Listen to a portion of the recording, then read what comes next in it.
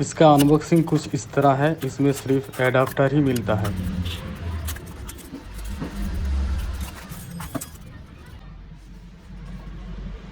तो इसको मैं मेरा DJI एक्शन कैमरा के साथ कनेक्ट कर रहा हूँ। ये है C टाइप,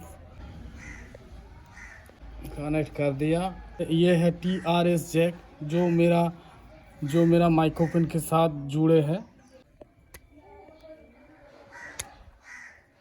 ठीक है, इस माइक्रोफोन को मेरे कलर के साथ लगा लेता हूँ। तो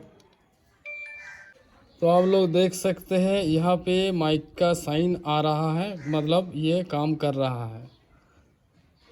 यहाँ पे हेलो हेलो माइक्रोफोन टेस्ट, यहाँ पे एक छोटा सा माइक का साइन आ रहा है। हेलो हेलो माइक्रोफोन टेस्ट, आप लोग देख सकते हैं। तो मैं इसे रिकॉर्डिंग करके दिखाता हूँ इसका साउंड क्वालिटी कैसा है। तो hello hello microphone test, hello.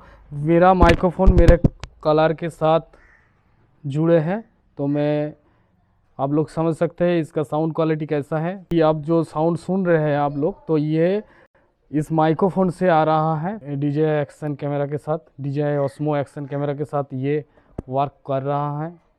ठीक है, ओके।